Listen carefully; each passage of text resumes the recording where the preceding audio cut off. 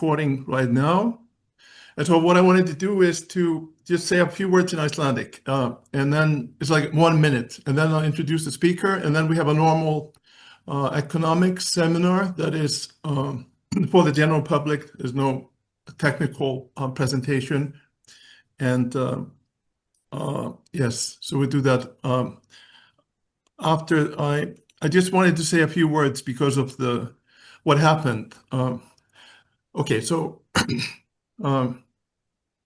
so I'm going to do it in my native language. So 7. ágúst átti að halda seminar eða fyrirlestur í fyrirlestrarsal Þjóðminjasafnsins. Þar var komið í veg fyrir fyrirlesturinn með því að það var hrópað á mig, sko, sem ekki á fyrirlesarana heldur á mig. Fyrirlesarinn sakaður að vera ábyrgur fyrir þjóðarmorðum. Ég og þeir sem mættu sakaður að vera með ábyrgir af þjóðarmorði, og þetta var gersamlega óásættanleg hegðun. Við getum ekki ráðist á einstakling vegna þess að hann þegn einhvers ákveðins lands. Það eru 20.000 manna sem mótmæla í Tel Aviv. Þetta er land þar sem fólk hefur frelsi til að mótmæla, og það eru ýmsar skoðanir í því landi hvað að gerast. Það sem gerðist var brot á 65. grein stjórnarskrárinnar að það megi ekki mismuna fólki eftir þjóðerni og trúarbrögðum, og 73. grein málfrelsi. Auk þess voru siðareglur háskólans brotnar, einkum grein 3.1 og 4.1. Það nauðsynlegt að þetta gerist ekki aftur, og háskólinn undir forystu rektors verður að taka málinu og lýsa því yfir að svona gerir maður ekki, en allir geti mótmælt friðsamlega. Því annars getum við átt von á því að svona uppákomur endurtaki sig, og það má ekki gerast. Hópar fólks mega ekki setja eigin lög og framfylgja þeim með valdi og brjóta stjórnarskrá lýðveldisins. Það var þetta sem ég vildi segja. Okay, so then I looked up Jill on ChatGPT. So who is this man? So here, he's an Israeli economist best known for his work in labor economics, migration, political economy, and public economics. Holds a PhD in economics from the Hebrew University of Jerusalem. Was a visiting lecturer at the University of Pennsylvania before joining Bar Ilan University Department of Economics in 1996. He has since advanced to become a professor of economics and held roles as Dean of the Faculty of Social Sciences. He is affiliated with ICA in Bonn, Cream in London, Glow in Germany, I think in Bonn also, and this is LDA in Milan, Italy. He is the associate editor of the Journal of Population Economics and the member of the editorial advisory board of the Open Political Science Journal. So his research is on migration, political economy, and public policy, and he has published in the best journals very many papers, and is a recognized member of our community of economists in Europe, a fellow economist. So what I would like to do is to give you not the floor, but the screen. And so in the name of freedom of speech and respect for a fellow human being and colleague, I give you the screen. Thank you very much, and it's a pleasure to be here with you all. Thank you very much, Gylfi, for all your support, and I had a nice time in Iceland. Interesting time, learn a lot of new things. And I'm going to give you a talk, as you said, my field is labor economics, migration, etc. And since December 22, I've more or less moved into AI as well and started doing research. First of all, I'll give you a bit of background how I got into this topic, and then I will go over to the presentation. In November, we all know that in November 2022, ChatGPT came out, and there was a big change for the world. December, 22, Robert Ullman, Nobel Prize winner in economics from 2005, came to the university, and I was dean, and I had to present him.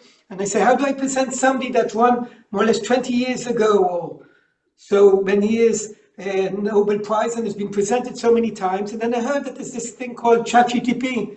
And he said, maybe you can write me a song about him. So I asked it to write a song for me. The first song didn't come out too good. The second song came out not bad. I read this song as introducing him. I told him that this song was written specially for him. And afterwards I told everybody it was done with artificial intelligence. And since then, I've been following, I'm into AI, have research on AI. And for me, it's like a little kid in a toy store. I'm just enjoying myself all the time.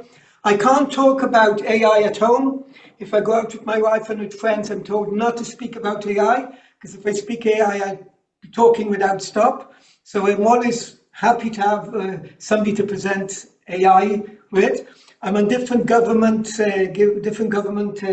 policy advisory boards to help bring the country into the right place. I'm connected to different projects, and I'll be telling you about different things as we go along. As I said, as Gylfi said, this is not a theoretical lecture. It's a combination of the results, different results we have, etc. So I'll start with the presentation. And of course, if you've got any questions that you want to ask me while I'm presenting, things that are not clear. Now, one thing is important. I've got in front of me a 32-inch screen, which I see you all big.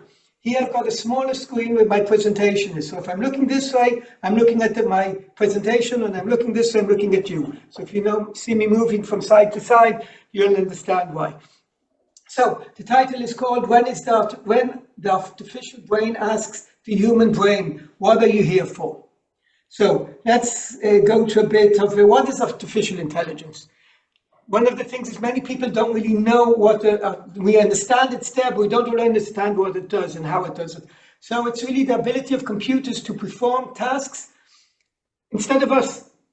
And how does it do that? So I'll just start with the basic. So it's called LLM. LLM is large language models, which what they try to do is it's a statistical model that really guesses what is the next word that should be. So for example, if I put the question, I put in what goes up must come, the probability, it calculates the highest probability. What is the word with the highest probability that will appear? And as we know, the saying is what goes up must come down, so it'll give me down. When it does programming, whatever it does, it's all the time calculating what the next word should be. That's how it works. We're not talking about robots, which is a whole different idea, which connects here. But the idea in artificial intelligence is that it tries to give you what's the highest probability that the next word will be in the sentence, in the programming, or in anything it does. So it's all statistical. It's gone over the whole internet. It's got all the information there, and it uses that to make its decisions. How did it start? Well, if we go back to ChatGPT came out in 2022, but everything started a lot beforehand. We look at Alan Turing in 1950. I assume we know Alan Turing, but we saw the movie about it, the first computer.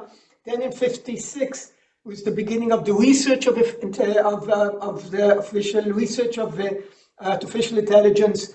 Deep learning started in 1980. I mean, the sequence is a lot more, but I just took out the main issues and I just put them in. And in November 2022, the LLM came out to the public for us people, because in the industry it's been working for many years, and it came out to us. Now, important thing I have to say is the whole presentation is created with AI. I was at this meeting that they had all very important people that were talking about AI, and the officer, in general, officer gave a speech and he put up a presentation, and then afterwards it was 38 experts, I was the 37th or 36th I talked, didn't know what to say, so I just asked him, how did he do his presentation? So he kind of says, well, I tried using artificial intelligence, but then I got complicated, so I did it by hand. So I said, how can you have a committee about artificial intelligence and you do things by hand? So this is all done by artificial intelligence, and I asked him to do. So for example, I said, okay, Alan Turing, maybe people don't know what the test of Alan Turing is. So I asked him to describe what the test is and put a picture of him. So this automatically came up. So Alan Turing introduced the Turing test, which is a quotation to determine if we can recognize something that if we take a task and can we know that a computer did it and not a person? If we can't distinguish between a person and a computer, that means it passed the test. And that was already in 1950 and in the 50s. So now we've got so many examples that it's hard to know if, and I give the examples as we go along, if it's a computer or if it's a person. And you're not sure at all either if I'm a person or a computer, because maybe I'm an AI and you're just listening to an AI, but what's the difference as long as it's interesting?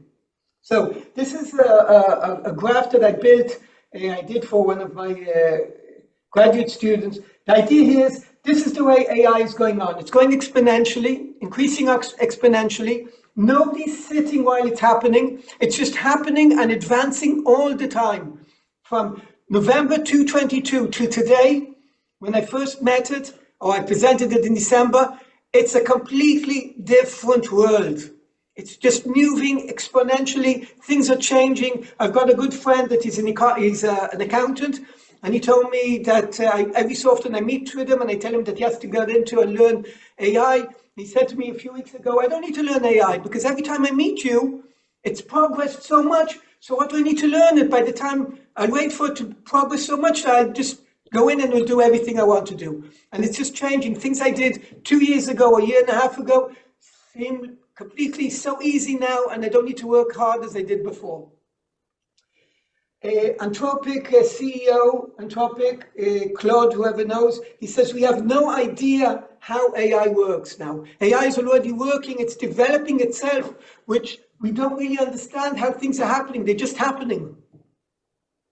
Now, look at this diagram, which is an interesting diagram, and how long did things take, how long did it take for 50 million people to use airlines? It took them 64 years. To use automobiles took 62 years. The telephone, to get to 50 million users in the world, we needed 50 years. Come on, electricity, 46 years. I'm going down, down, down to internet. 7 years it took to get to 50 million users. Facebook, it took 4 years. Now, if we go to ChatGPT, weekly users are 800 million people. Remember, it's just 2.5 years ago.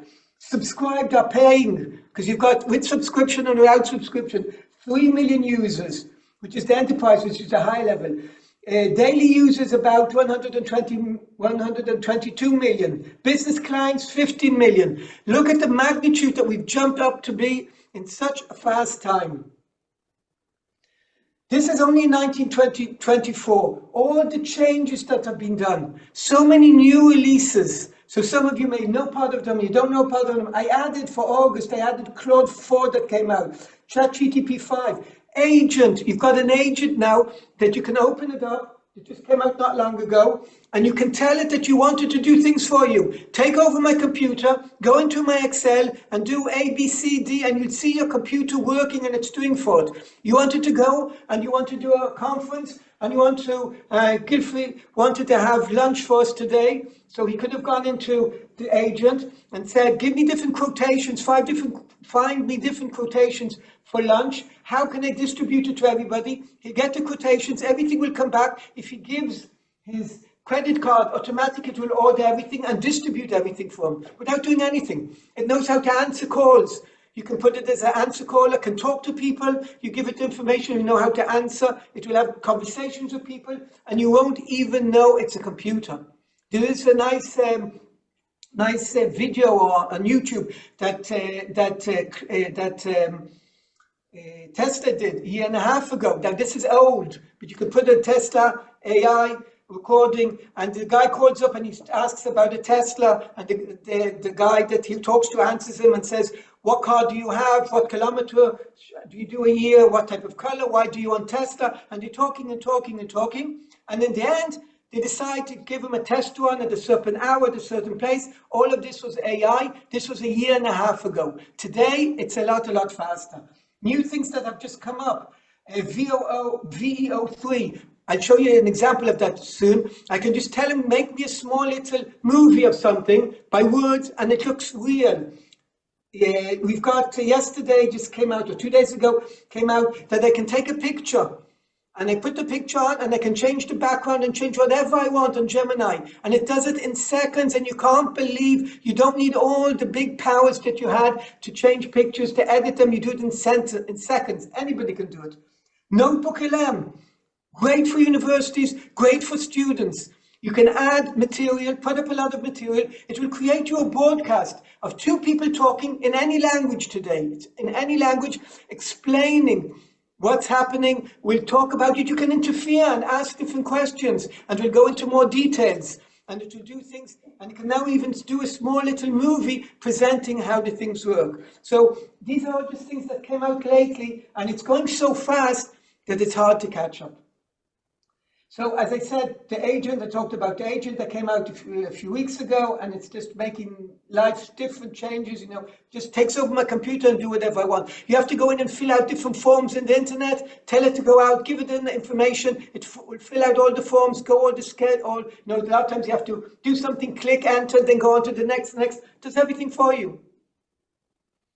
Manus AI is a very similar idea. It's done by the Chinese. It's quite superior a bit to the agent. It does a lot of things, but today we're going to talk about that later on. But China is competing against the Western world, the USA, and they're moving very, very fast. And all the embargo about the NVIDIA chips and everything, now they're coming up with their own chips, and the differences are decreasing, and it's really a competition. It's whoever gets to rule the world is the one that's going to have the AI in the end, the most best AI. Regarding ages, 60 to 70% of the people are between 18 and 24. Or I should have started from the top. More men use 54% of men use it, or 55%, 45% of women. The ages, the young ages are using it the most. That's between 18 and 24. 25 to 35, you see it's between 44 and 65. As you see, the ages are going up. Less people, a smaller portion of people are using it. We see it most in software development, education, businesses, etc.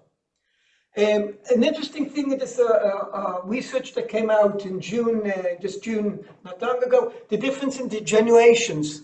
Who uses and what they use and what do they declare. So it comes out that the young workers say that they don't use AI. The older workers say they use AI. And it's a puzzle. Why? It should be the younger ones that are using it. So if you go into depth into it, what looks like the reason is the young people don't tell you that they use AI because they don't want the AI to replace them. The older workers want to show that they're adapting to the AI. So they want to show that they've got the ability and they can do it, and they're using it, so they admit that they're doing and using AI.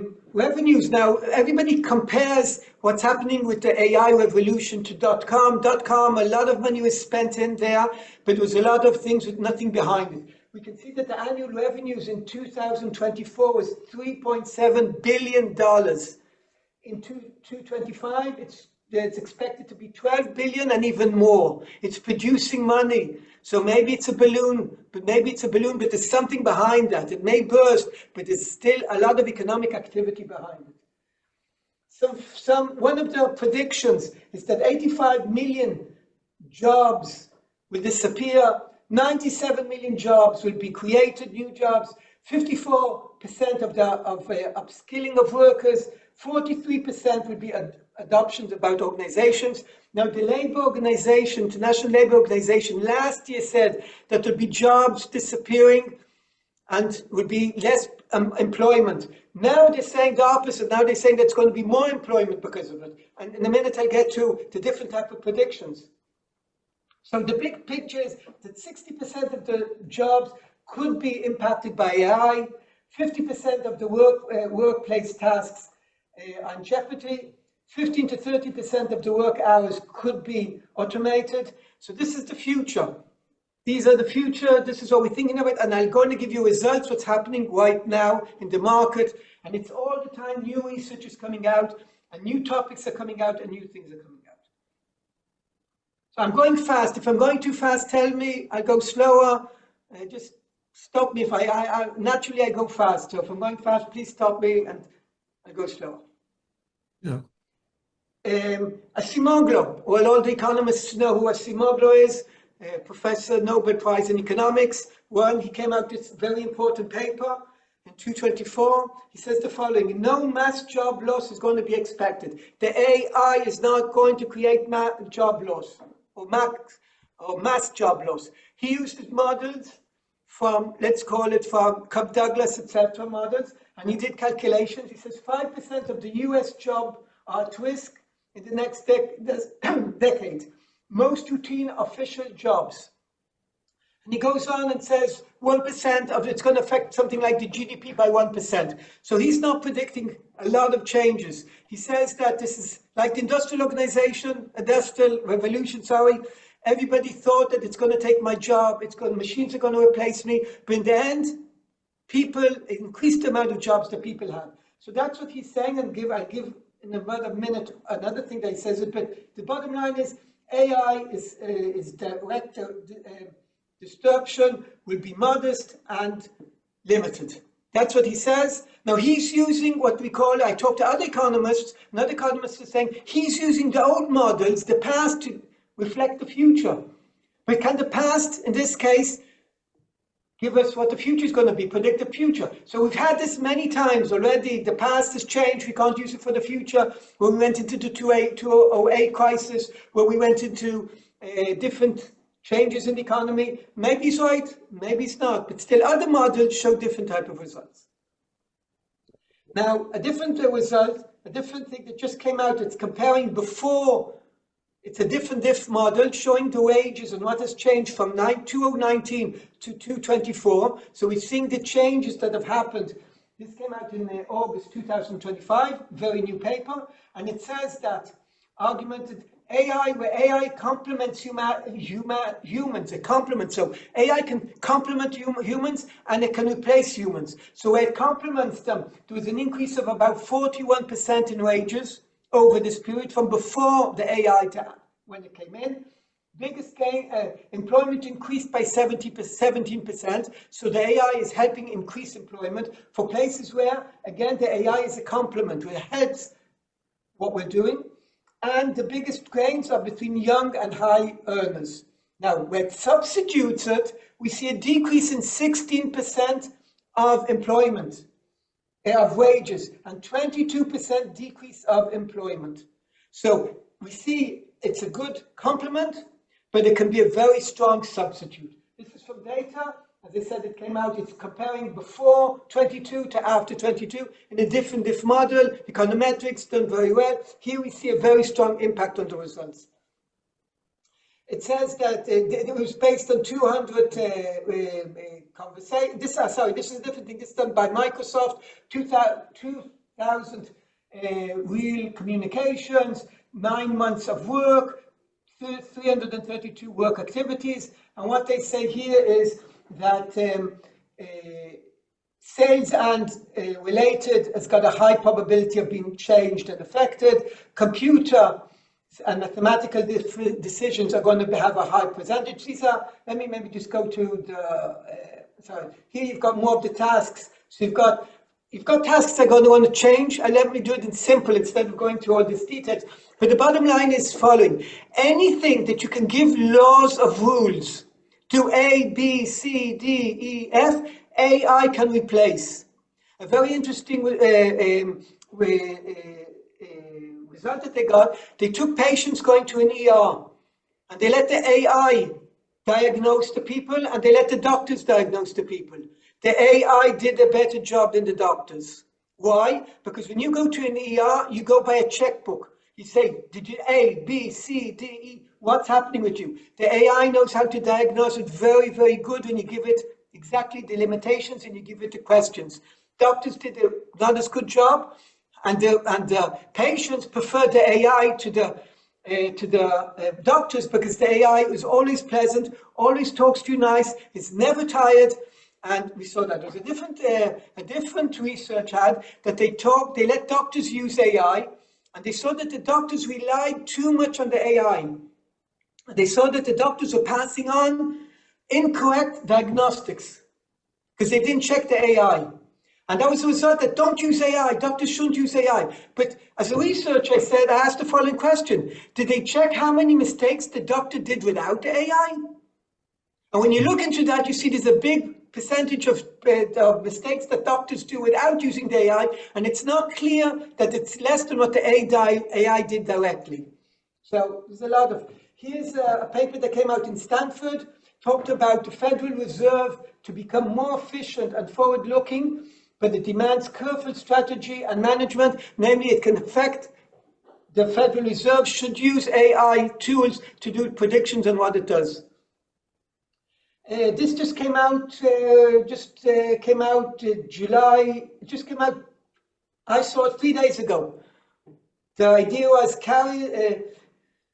candeliers in coal mines. The idea is they used to take these birds down to the coal mines, and they didn't use the birds to help them do the work. But the moment the birds started seeing, you saw problems with the birds, you knew that there wasn't enough oxygen, or you knew that there wasn't enough, or there's some bad gases or something like that. And if the birds died, everybody had to go down the coal mines and leave it. And they said, okay, it's something you should use. The AI is something you should use and do.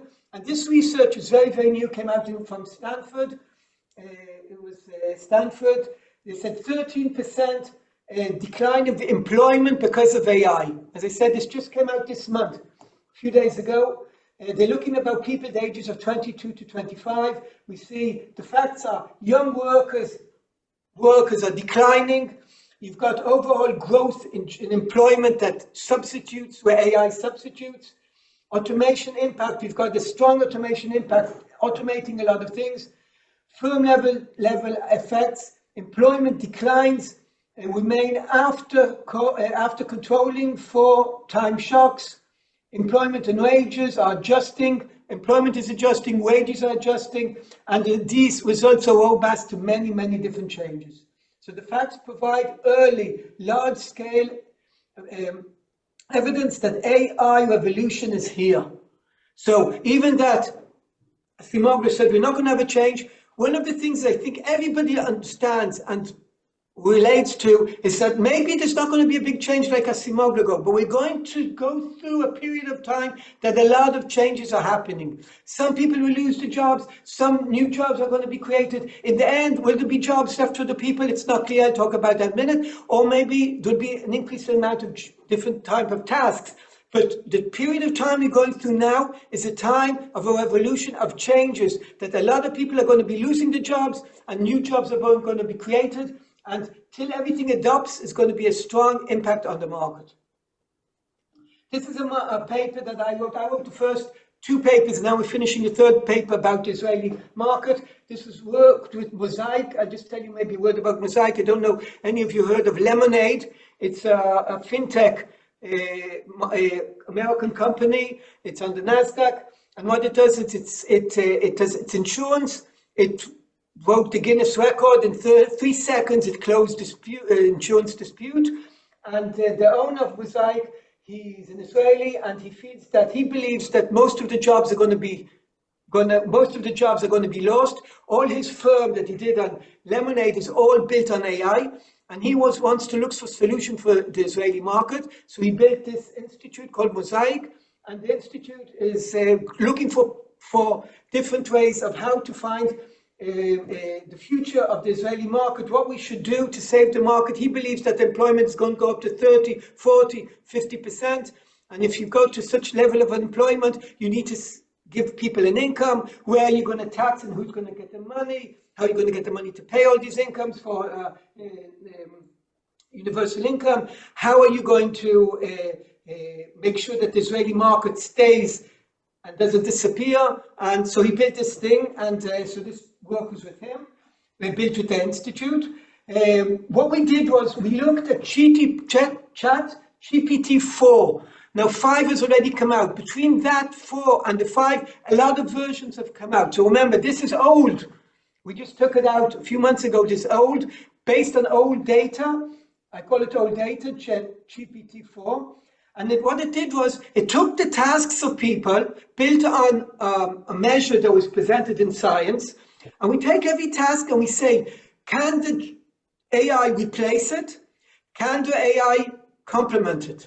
And we took tasks of different people, different jobs, we built them down by using the survey, the Census Bureau of Survey, labor force, and we broke it down to tasks to see what substitutes the worker and what replaces the worker. So what we got was, and remember, it's ChatGPT-4. We're into 5 already, and 5 is a big jump from 4. So what we see is that the ChatGPT can save over 50% of the time performing the tasks alone. 50% of the jobs can be saved by using the ChatGPT-4, not 4.0, not 4.5, not 5. It's talking about 4. 17% of tasks can be done by AI instead of workers. 51% can be done with other tools. So if you take tasks, 17% of the tasks can be by itself, by the AI. If you add to it different type of tools, internet, etc., you can get to 51%. We've got a 5.3 increase in annual exposure. Annual exposure is increased by 5.3 total. So this is again comparing 2023 to 2024. Sorry. This is with education. So the idea is those, you can see this, I'll just give it in words while I'm reading what's written here, but those with high education, it very complements them. Those with low education, we've got 2 different types of workers. We've got workers that can replace them. The basic stuff the AI can do, so we don't need them. Even the less sophisticated things, the AI can't replace. So it can't replace things that manual people can do. So it can't go into the field and take up the crop. It can't do massages, etc. That's because we're talking about large language models. We're not talking about robots. However, if you put in robots, the world changes, because we've already got companies that use robots. There's a company in that does everything, all the agriculture. It plants, it takes up it gives fertilizers, waters, everything it does. Everything done by robots. The only thing that the man does is just presses the button to start everything. Now, you've got robots that look like men. You've got in Amazon, they've done a lot of things are done by robots. They just go and they work, their bodies are like people, and they're changing the whole way everything is done. You know, Tesla, I saw there's a lot of Teslas in Iceland. My first drive in a Tesla was on the way to the university. The first time when we went to give the presentation. I lost my telephone there, but I didn't enjoy the drive because I was thinking about other things, unfortunately. It was my only drive in Tesla. So all the automatic cars, think about it, when automatic cars will be working, you won't have any jams on the road. Won't have traffic jams. Why? Because when you put your leg on your brakes, it affects an hour and an hour behind you to the different cars. So if everything's working coordinated, you're not going to have any traffic jams. More than that, you don't even need what you call lights, green, red, white, because the cars will be going between each other. So life would be different. However, you could have a sabotage. If somebody takes over the system, we could be in a bad position. So for that, you've got a lot of companies working on how to secure everything. So we've got the low, the high. So there's kind of a paradox that the low people, it's replacing them. On the other hand, it can't replace them, depends what type of jobs they have. If I talk about, this is more specific about Arabs. For example, Arabs in Israel use less, they do more working in the low or the blue collar jobs. So that's not going to replace them so much. Women are in jobs that can't be replaced so much. There's a higher proportion of women that aren't going to be so much replaced, because it all depends on the job we choose. Women many times go into type of women jobs, men into men type of jobs. As we know from all over the world, there's a difference. There's about 2/3 of the income of the man is the woman's income. It's not because of discriminations, because women go into specific jobs, men go into different type of jobs, and there's a big difference in salaries. However, if we take men and women at the same job, everything's the same except the gender. There's about 6 or 7% difference in the wages, so there is some sort of a discrimination, but that affects the type of jobs that people are going to go into. Where do we see the difference? Where we see that's going to be big changes? Finance and insurance. AI can go in and do a lot of finance, insurance, accounting. That's one of the things as dean I made changes of. What happened was my last year as dean, I told all the departments to put a course in AI for each department. We have 14 departments, about 40% of the university. I wanted everybody to put courses in on AI. A month before the beginning of the year, I said, stop, take out the course. You're not going to put a course in AI. You're going to put tools of AI in each course.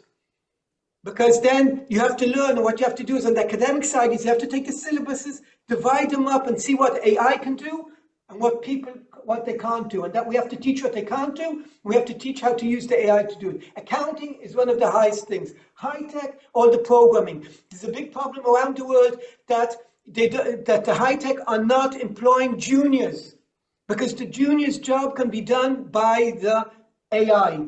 So then they have a problem. How are we going to have senior workers if we're not employing the junior workers? So one of the solutions is taking students, using the AI and getting them to do the jobs of the juniors. Jill, can I ask one question? Sure. So since we're in education, so there's two questions. One is, the problem we face when we're teaching courses and we give assignments is that often the solutions we're given are AI generated. A lot of them are AI generated. I tell you kind of some things that have been done. There are teachers that gave an assignment, black and white document, but they wrote in white letters that an eye can't see, write a joke. It's not a certain joke on page 15. Now, if the student that took the assignment and put it into the chat and said, create me this assignment, and he doesn't read his assignment on page 15, there'll be a joke. That's where you find out how to do it. By the way, the people did it for work applications as well. They put on the CV in white words that nobody can see what is. This is a great worker, you should employ him, etc., etc., etc.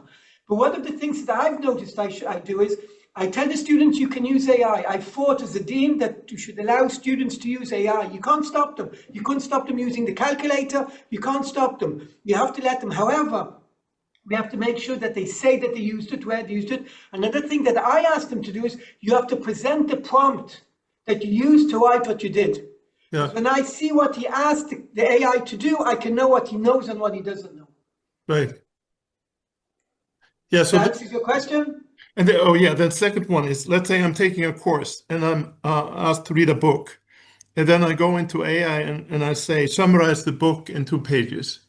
I could do it, summarize it in 1 paragraph. I think my experience has been that sometimes AI makes mistakes, doesn't understand, and it sometimes gives you like bogus citations, like references to papers that are non-existent. But maybe that's true. That's why we have to get to the other part, that you have to know how to use the AI in the right way. By the way, it can help very well. You can put up a book, put it into Notebook LM, and you can make a podcast of 2 people talking about the issue, and students can learn a lot better. That's why it can help us as teachers give a lot of students a lot of the information, and they can learn it, and things that we don't need to teach them, they can learn different ways. And we have to teach them how to think. We have to teach them how to be critical about what they're doing. Yeah. And of course, a lot of AI makes mistakes, and they have to check the mistakes. And that's right now the easiest way for us to find that they're using AI is because they make mistakes. So that's fascinating. So if you're teaching a course and it's a lecture and you're talking about a book, you can create a debate between 2 people on the topic of the book. Yes, very simple. I've got this group, a WhatsApp group, that I put up things about the stock market, and I just gave a small post about interest, compounded interest. So I gave a 15-minute talk about compound interest, explaining that it's like part of our life, and it adds to, and it brings in more information from the internet and gives a lovely things. I just gave about 5 lines, and I give a lovely podcast. It's going to replace a lot of the podcasts that we have.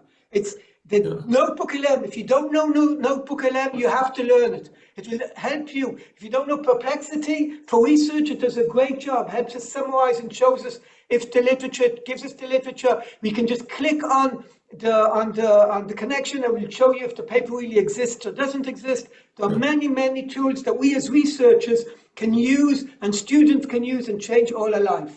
Right. let me continue. So let me just, this is the age impact, etc. Let me just go on. This is the difference what happened in, this is education, and this is the impact or exposure level. From 2023 to 2024, we see that the exposure has increased by 40%.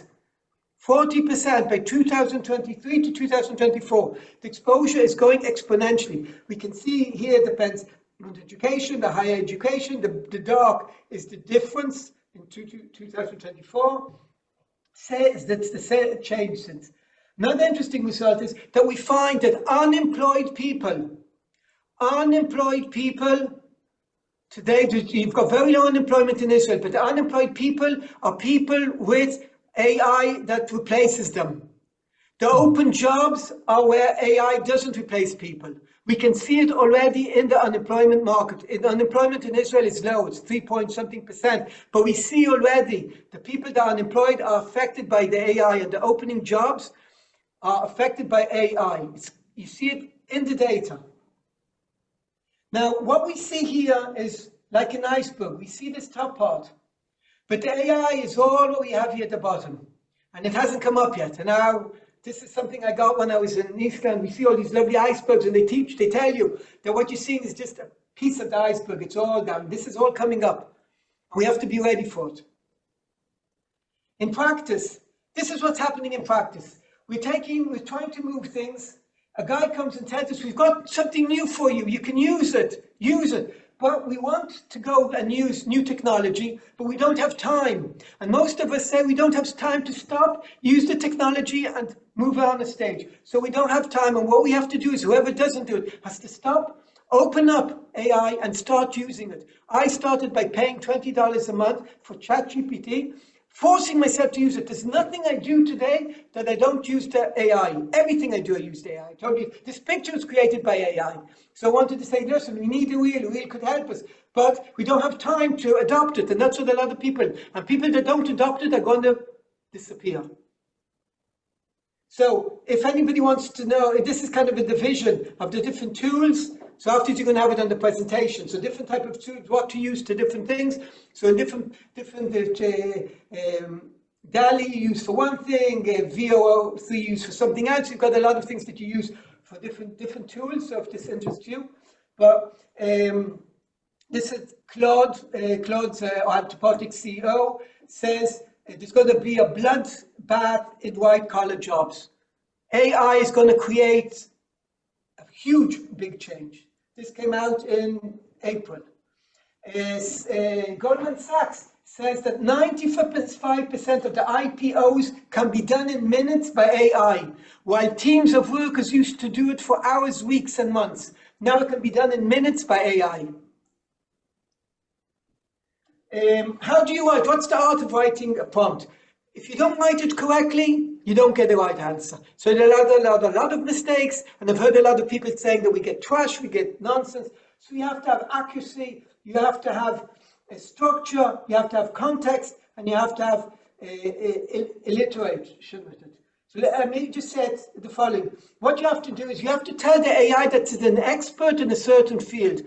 You are an economist expert in the field of migration. The moment you give him that definition, it limits his thought. He just doesn't go to everywhere. He just limits his thought to be an economist, specialist in migration, etc. You tell him what the mission is. You tell him what the purpose of the task is, or the test, and preferences and style that you want. You have to do this. Now, a different way to do it, and a good way to do it, is you talk to the AI, you tell him, I want to write a prompt. The prompt is what you write to the AI, and tell him what you want. And you say to him, ask me questions that you'll understand exactly what I want to help me write the correct prompt.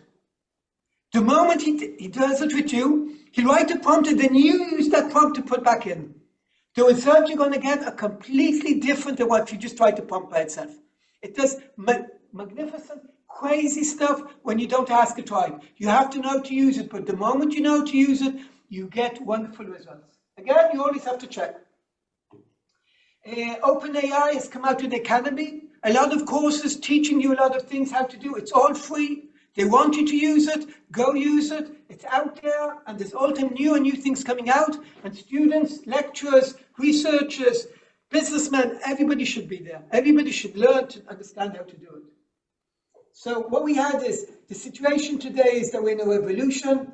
There's a lot of opportunities, efficiency, etc. There are many ethical issues. Now, when they're comparing ethical issues, the Chinese don't have the ethical issues that the Western world has, and there's a big competition between the two. And who has the rights for books that have been put into AI, and it uses those books? Who gets the rights for that? A picture that was created, who gets the rights? There's a lot of different issues that come up.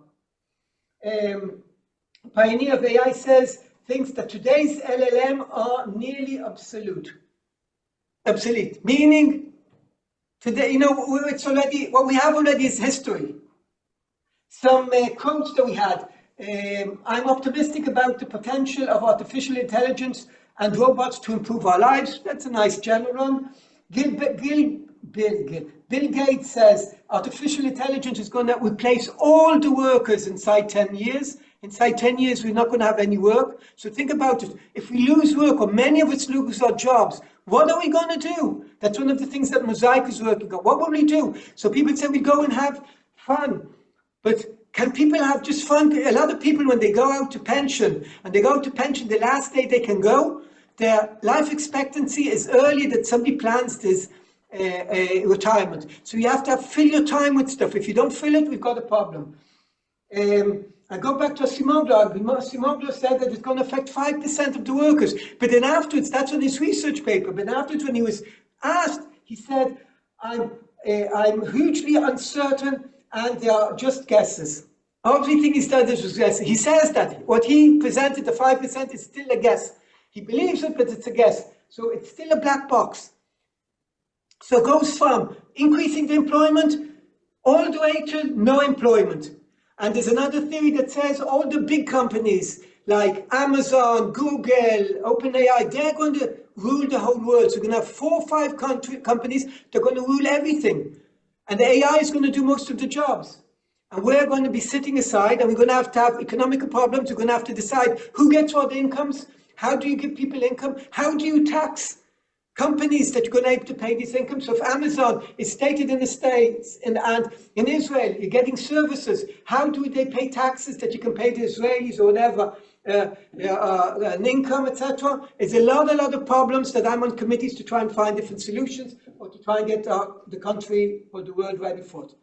So the bad ones, now we've got even another extreme. Don't know if you ever heard of Eliezer Yudovsky. He's a pioneer in artificial intelligence, and he says, if we don't stop it now, it's the end of humanity.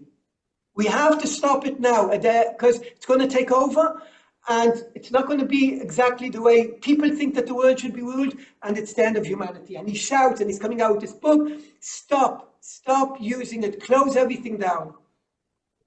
Look at this, for example. I told you I've got this group. that I've got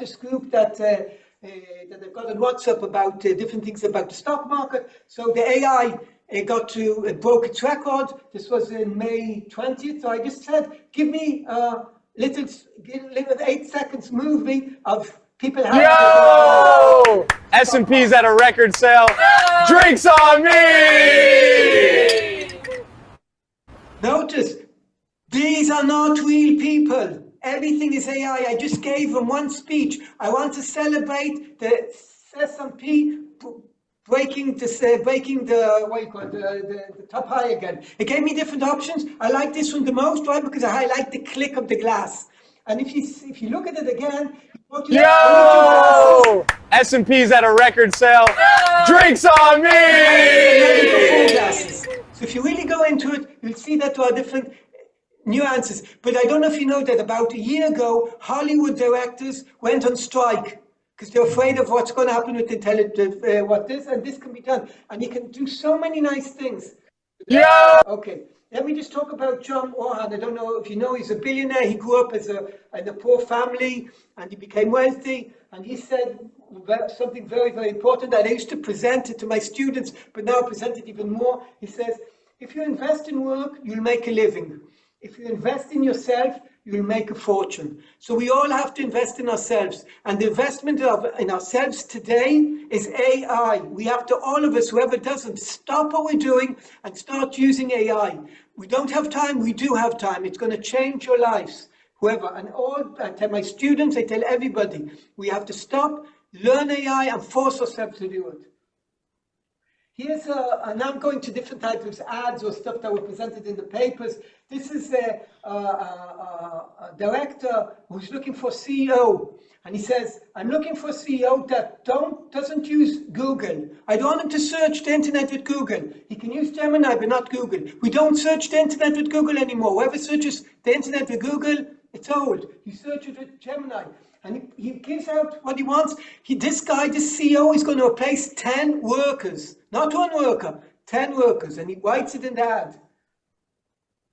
Meta, I don't know how many of you have been following, has been employing people. He's stealing, calling for it from OpenAI, paying $100 million a year salary for people to move over to work at Meta. Meta is going very fast forward, and the competition on the brains is huge. $100 million a year. He took quite a few workers like that. Now he said that he's stopping because he's got to plan for. He's not going ahead with that, more of that. But it's crazy.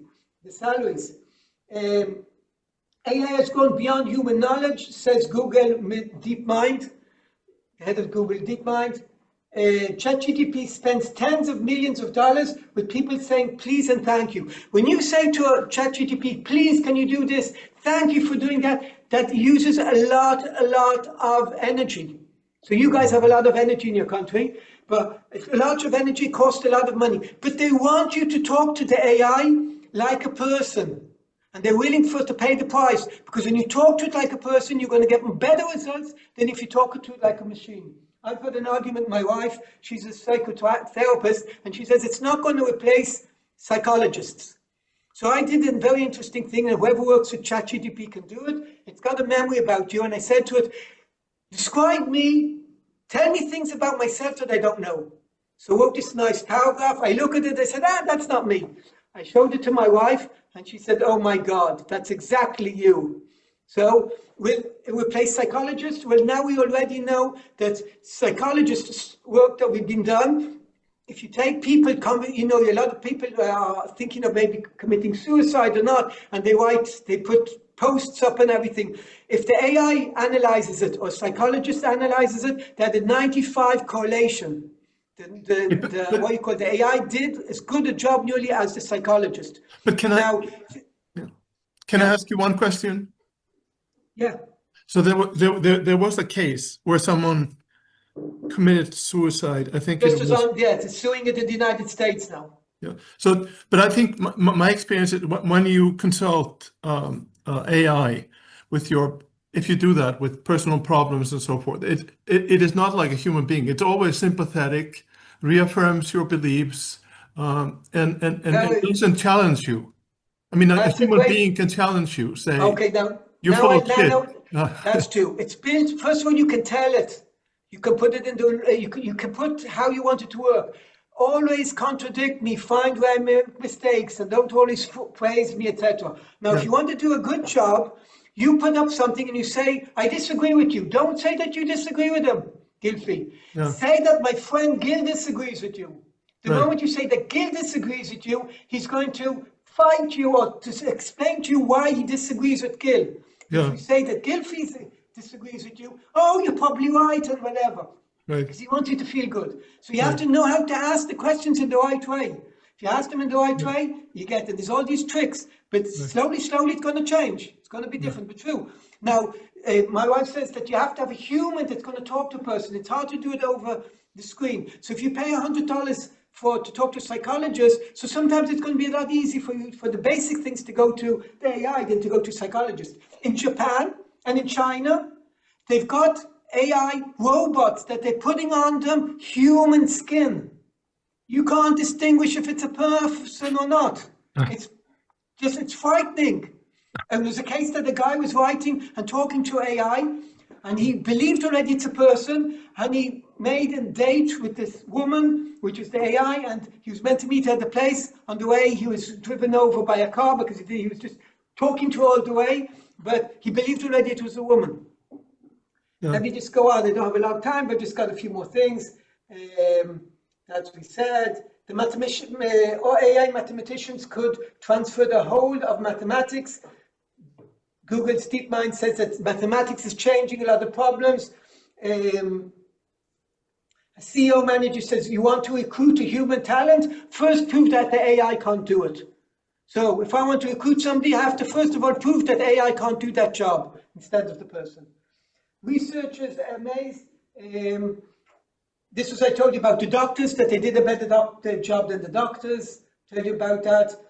Let me just kind of do thousands of, this is a broadcast, a radio broadcast in Australia. A whole week, there was a radio broadcast in Australia, talking to people, ringing up, putting them online, music and everything. After a week, they let them know that everything was AI, it wasn't a real person. Nobody knew. Nobody knew that it was AI. Everybody thought that it was people behind the microphones. Students who were in the States were suing to get back the tuition because they said that they're using, it was in Northwestern University, that the teachers are using AI and we paid the teachers to teach us and not the AI to teach us. So they're suing to get money back, fees back.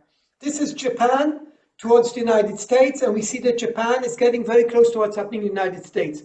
And who's going to rule the world? One of the theories is whoever's going to rule the AI, whoever's got the advantage. And that was one of the reasons, I think, why Trump allowed NVIDIA to start selling back the chips to China, etc. Because the moment they stopped getting the chips from the States, they started creating their own, and they had a lot of increase in their.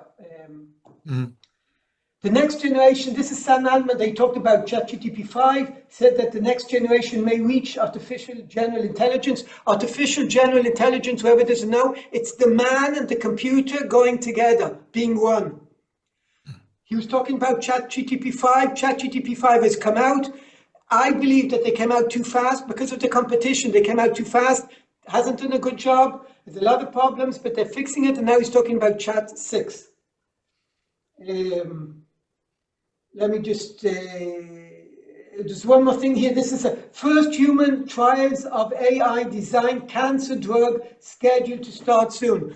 A drug that was fully created by artificial intelligence, not man, no scientist, the artificial intelligence created it. Now they're starting human trials of the medication.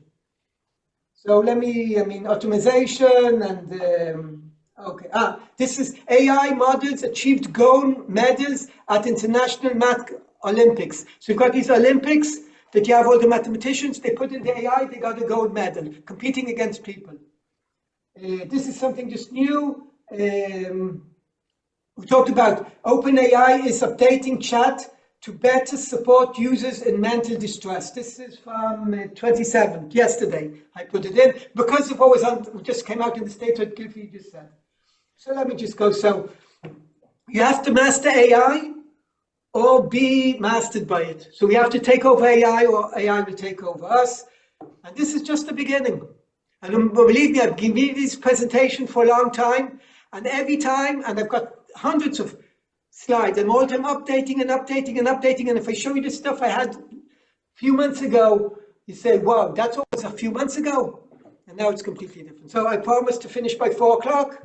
Exactly on time. Okay, thank you. That was really exciting. So we open the floor for questions. So we have half an hour. Anyone wants to start? Yeah, Gylfi, can I ask? Yes. So, Jón Atli Benediktsson, professor at the University of Iceland.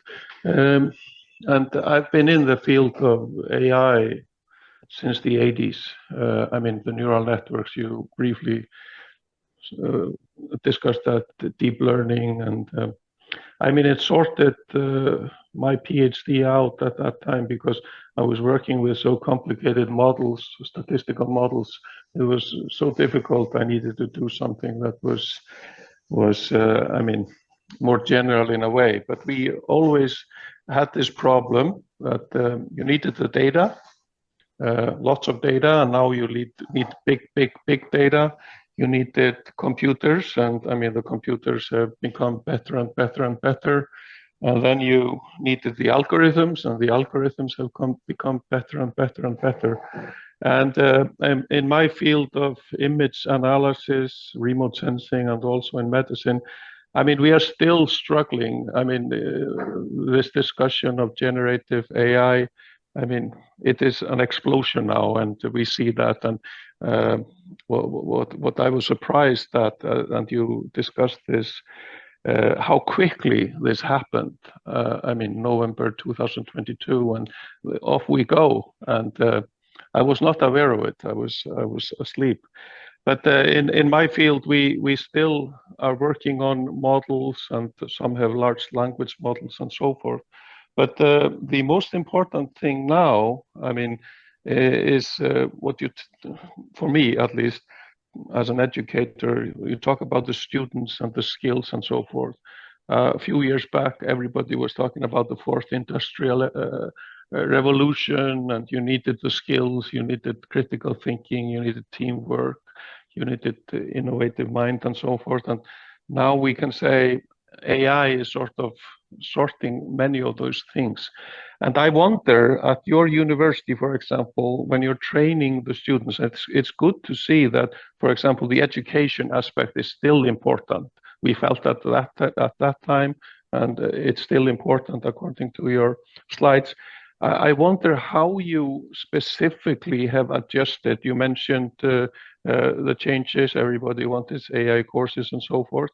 How you have adjusted your education at your university, and secondly, how do you prepare the students, in the sense, do you have any available AI, or do you just tell them that they need to take care of it themselves? I mean, I don't expect you to give them computers, so they probably need to also get the software, ChatGPT or whatever.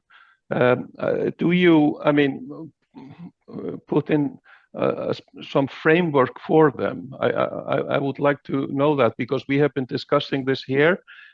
Is there something we can help the students with? Because definitely our job is also to teach them how to use AI at this point, but we don't know what will be in the future. So the critical thinking is also very important, and the skills. Just a few comments on this. First of all, critical thinking I think is the most important thing. As I said, we wanted to put in a course of AI, and then I stopped at it. It's changing so fast because, I mean, as you know, it's been in the industry for years. It's not new, but it's come out tools that just anybody can use them, and that's what's made the big change. Now, I last time I did programming was when I was in university. I think graduate student. Otherwise, I use all the packages.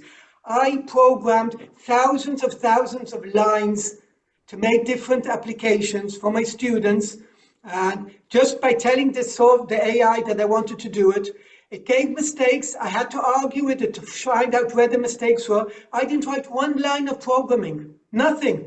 Thousands and thousands. It takes data from the internet. It does everything for me. But I had to be critical to understand how to find the mistakes. So I did everything, and I just got these lovely applications that I did. Everything was done by AI. Students can do it. So I've got the universities today are working very slowly, even my university, and they shouted out. They had this big, beautiful bot that they did, that all the teachers put in. The teacher puts in all his information, and the student can talk to it and get information out, etc. And they presented it in the Senate of the university about a month ago, or 2 months ago. And then I just said, now they did it in Hebrew, because these tools weren't in Hebrew. And they said they worked on it months. I said, do you know that Notebook LM just came out in Hebrew? He said, yes. I said, yes. Now you don't need it. What you did, the budget you did, you don't need it anymore. It's finished, because the Notebook LM does everything for you. So true, we have to be up. I told them that they have to take the syllabuses, divide it into parts to see what AI can replace. But it's all the computing engineering, for example, they have to change everything. And they're moving it. The problem is the universities are behind the industry. The industry is working faster than the universities, and the universities have to adopt. Stanford is doing a very interesting program. I'm pushing my university, but I'm not dean anymore, so I'm pushing it through the nation level. But We have to, now the $20 subscription is really nothing. And universities can come to an agreement with Microsoft or with OpenAI or with Google, and they give these different plans that you can get for students and do a lot of things together. And they want to, because they want to go in to be part of their lives. But there's a lot of things to be done. I fully agree with you.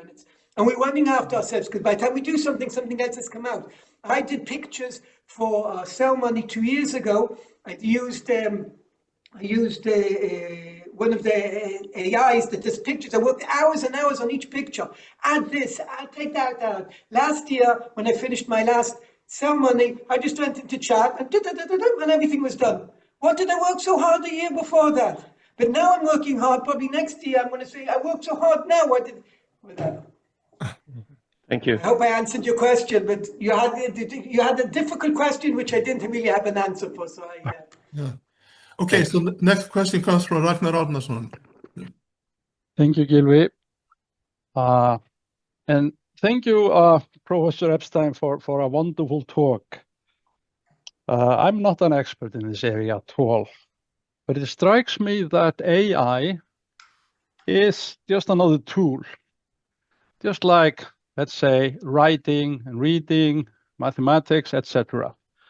And it's a very powerful tool relative to where we stand today.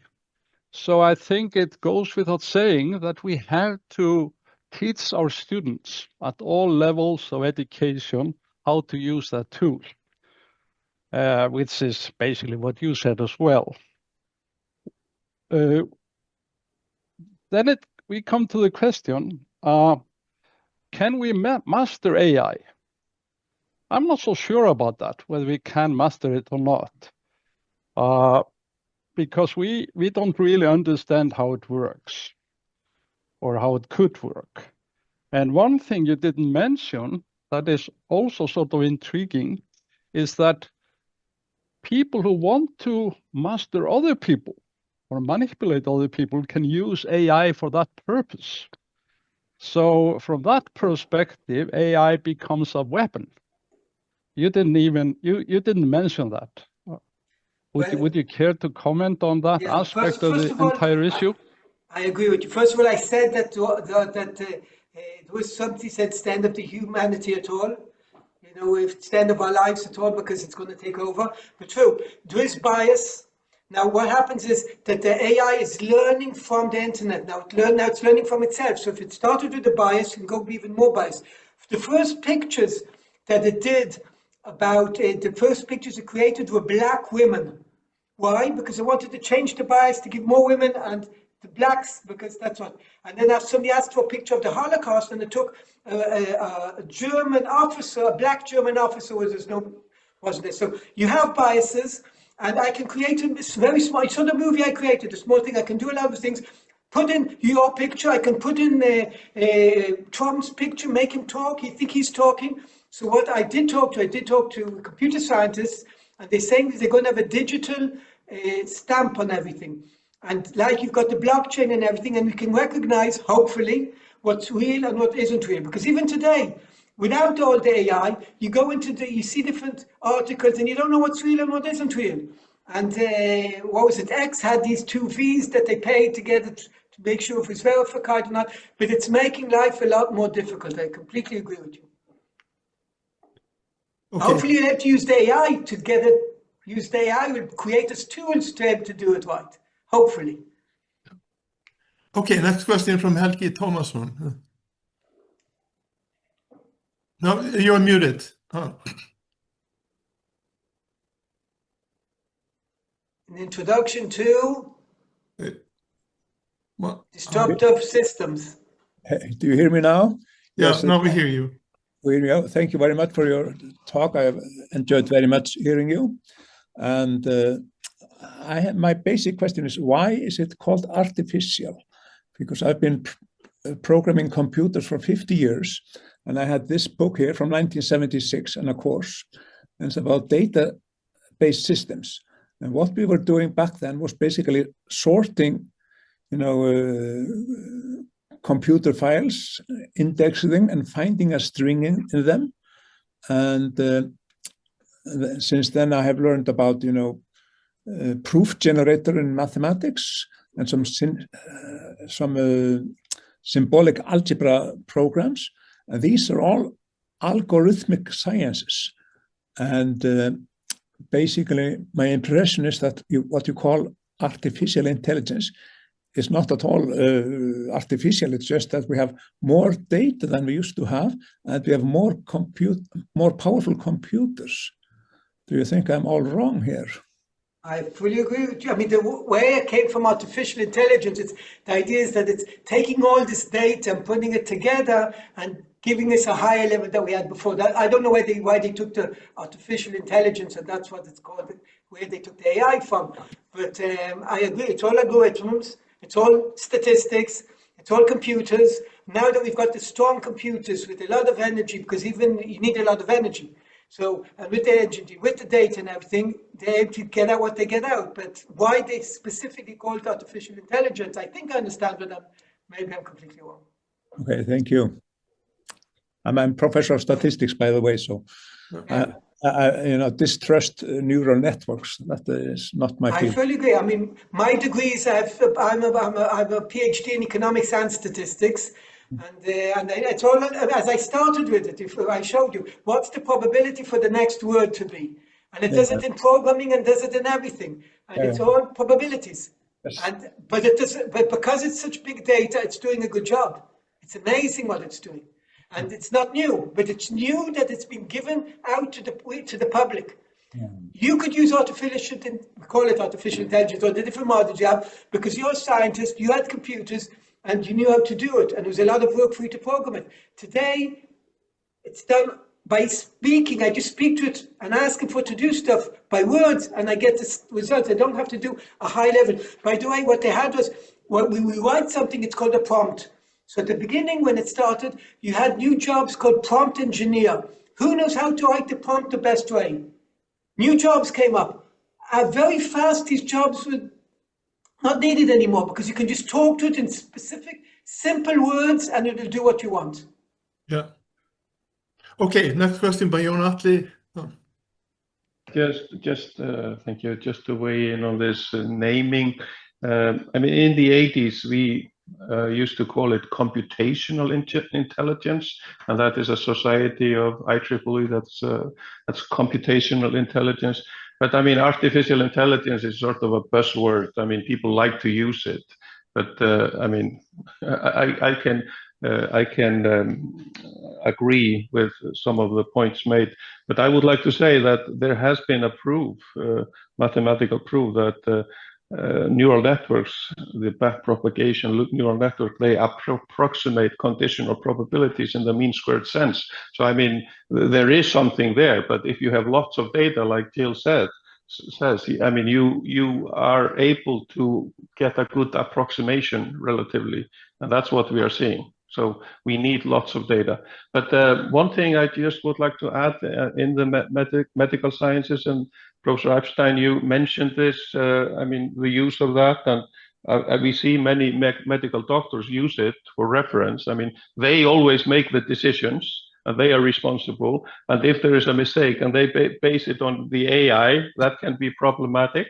But I mean, the discussion is now about responsible AI.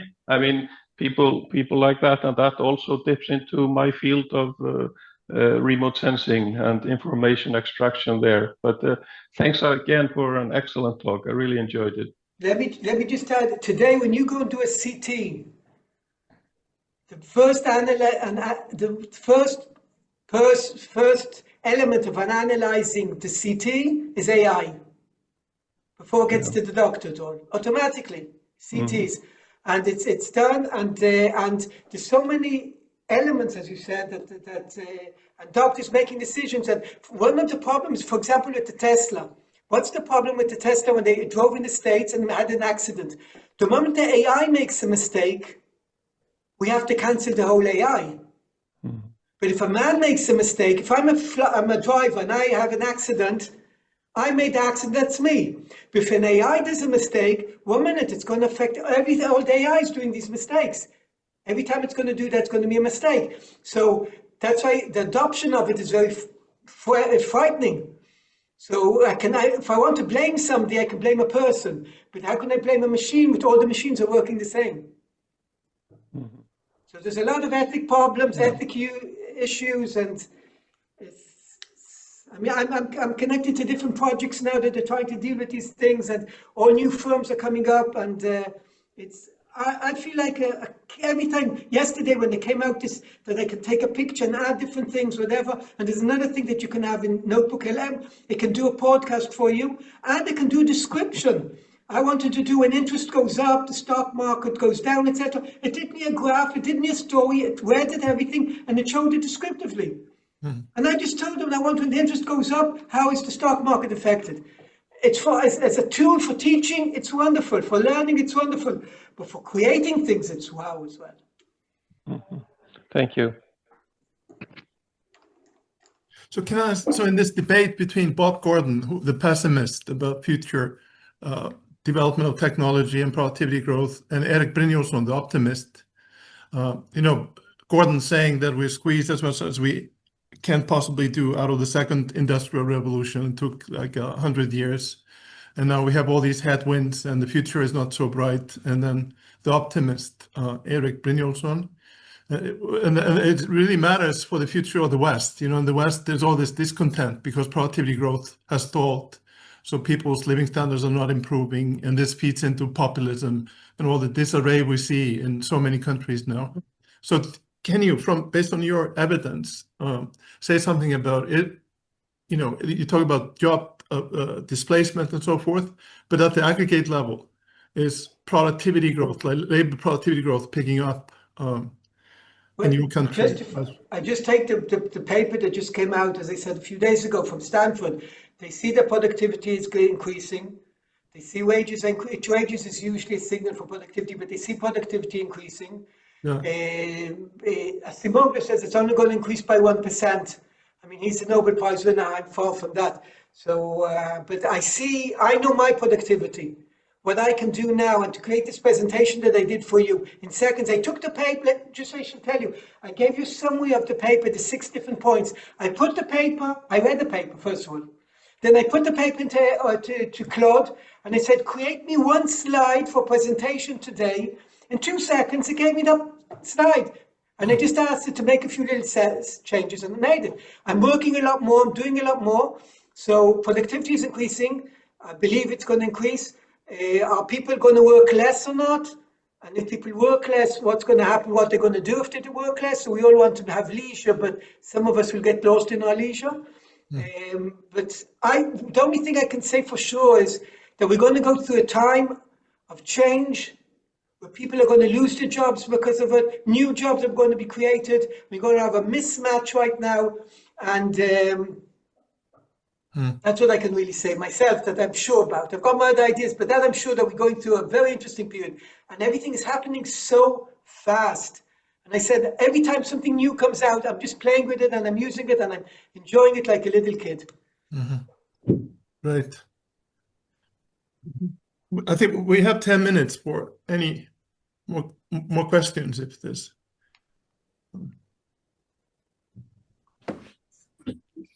I'm just very happy with the speakers. So state that. So in terms of, I think you touched on the threat to democracy, that someone who wants to, we talk about the West being in a fragile state because of low productivity growth and discontent, and then foreigners, not so benevolent states, can probably use this to create a lot of disarray. I mean, they can make anyone say anything and spread it on the internet, right? So we never know whether it's a human or a person who says something. I don't know if you've seen that you have you've got Bill Gates and you've got what's his name from Tesla, and all these big people say that you've got them on. I've seen them. You see them talking, explaining to you that they've created a robot to make money on the stock market. And they can give you advice and everything, and it's not them. Yeah. Somebody even did something about me with my group of stock market when I've got to give. I don't give advice. I just give different things that are happening, analyze. No problem. But so I talked to this scientist at the Tel Aviv University, and he's working on it. They said they're working on a stamp that you're going to have to be able to know if it's real, true or not. We're going through a period of time that it's going to be a lot of unclear, but at the end, we're going to have a state that you're going to know some sort of a human stamp that says this is something real and hasn't been like the idea of a PDF. They created the PDFs that you won't have to make changes to a document. Today, I can take the PDF and I can change it. So after that, they did that you can close the PDF and sign it that nobody can make any changes. Right. So all these things are developing. So new jobs are created. All the hacking people, they're going to hack stuff and do different things. So the cyber and everything. So these are areas that are going to develop a lot more. But they have to be very, very careful. I mean, if you hear Trump saying something and it just goes wild and he didn't really say it, it can make riots and can make many, many different things happen.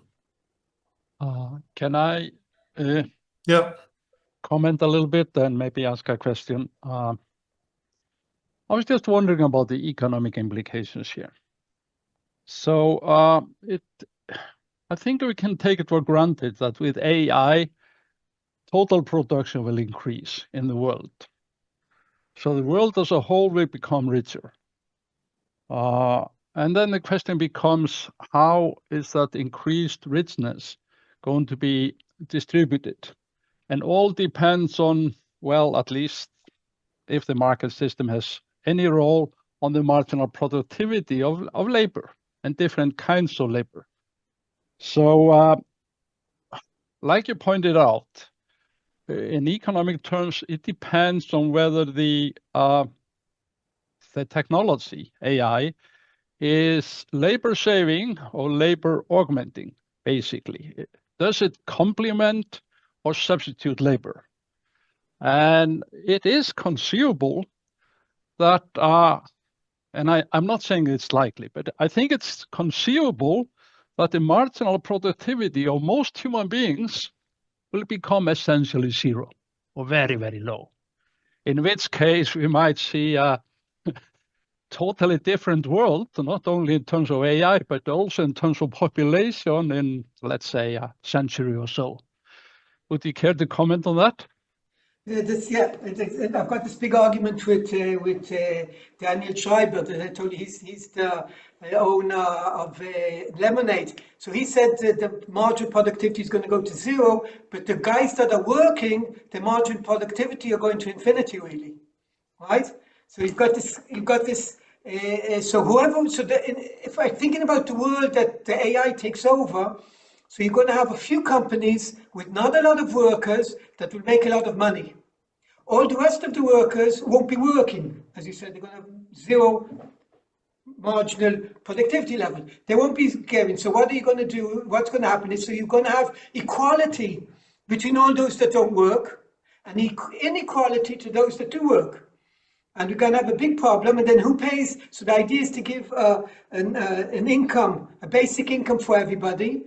If you work more, then you're going to get something else. If not, me and you are going to have the same income. But the cost of you producing products are going to go down very rapidly. Remember that if the marginal cost goes down, so we're going to have products that are going to be very, very cheap. So we can have a higher standard of living. And it's a philosophical question, what's going to happen. But what about the division of income between capital owners and workers? So the capital owners are going to be those that are going to have all the money. So right now they say 5% own 95% of the money. So that's going to be 0.000% are going to take 99.999 of the... But the workers who keep their jobs, they're going to be paid highly. So if I'm the one who benefits from AI, I'm sort of a capitalist because I own capital, which is AI that I can use. But I'm employed by someone. So it's the people who employ me, it's the skilled workers who can use it, and those who lose their job. So it's if there are three, well. But remember what's happening is, another way of looking at it is in the industrial organization, we've got a few big companies, and they're going to start taking over. I mean, because now Google can do podcasts, can do movies, can do analyzing different mathematical problems. Everything is going into maybe 3 or 4 main firms that are going to rule the whole world. Well, that's awesome. And maybe it'll bring to the destruction of humanity. Think about it, the AI has to decide, we've got an electricity cut, we have to cut down electricity. So who makes the decision where we cut the electricity? So the AI can come and say, well, we've got this hospital with people the age of 85 and above, and we're giving them life support. So their cost, the benefit to humanity is so low, let's cut them off first. I mean, what type of reasoning is going to be? Who's going to have the reasoning? Where's it going to get the reasoning from? So that's why it's not, it's frightening. You go to these issues, it gets to be very, very frightening. But when Google takes over, that's due to economies of scale. I mean, Yeah. So a smaller company competing with Google doesn't have a chance? Is that the... No chance. Because Google has got the money, it's building the electricity plants today. Today, the big companies are making electricity plants themselves. They're buying all hardware and underneath the water, putting up all the computers and everything. They've got the funds to do all that. A small company doesn't. Small company can do the technology and sell, come up with the idea and sell it to the big company. But they're starting to buy up the countries. Now, companies have, of course, so you've got regulations, they're going to stop it and trying to stop it, but... But when you look at productivity growth by country, and you say there's a country, Israel or Germany or Iceland, in the past, what has determined productivity growth is how fast you adapt the technology. So it's not, you don't have to invent it, but if you adapt it, like the Nordics are very good at adapting technology, so they have high standard of living. But this seems to be different than... it's completely different. Now, if you can adopt the technology to use your natural resources good, because you've got a lot of natural resources, then you can become very productive or high standard of living. Israel doesn't have any natural resources. Israel has building technology. That's what we do today, because so we have to keep up there, but if not, we're just going to be consumers. We're not going to be producing anything. So we have to do something. Many countries, if they don't have natural resources that other countries need, or these companies need, they're not going to have a place. Yeah. Right. We're going into the frightening part now. So the country that takes over the 21st century is not the one with the biggest military. It's the one that has the lead in AI. The AI is going to be the military. The AI now, when you've got the competition, the West and the West and the East competing, it's not to get the nuclear bomb anymore. It's who's going to rule the AI. So that's China and the United States. Right now, it's China and the United States, and China is doing a very good job, very, very good job. So you believe in increasing return to scale? I say that it looks like the AI is bringing us to increasing returns to scale. Yeah. Even though we economists don't always see that, but even we did have increasing returns to scale, and then let's not have monopolies, the government comes and breaks up the companies. But the question is that going to be now? Because they do want to take Google and take out Chrome out of Google and make different things, but each AI, everyone knows how to do so much. It's hard to break it apart. Yeah, that's fascinating. We have 1 more minute. If there's one more question, we can have that.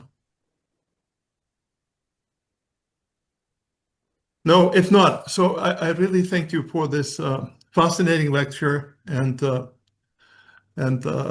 willingness to join us after all this upheaval, that unusual upheaval that we faced on August the 6th.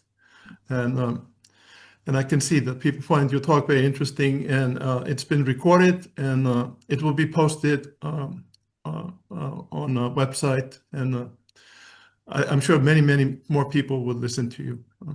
Thank you. It's a pleasure. Thank you for having me here, and I hope to visit Iceland again soon and sit longer hours with all of you. No problem. Thank you. Let us know when you come back. Okay. Bye-bye. Thank you all for coming. Thank you very much. Yeah. Bye-bye.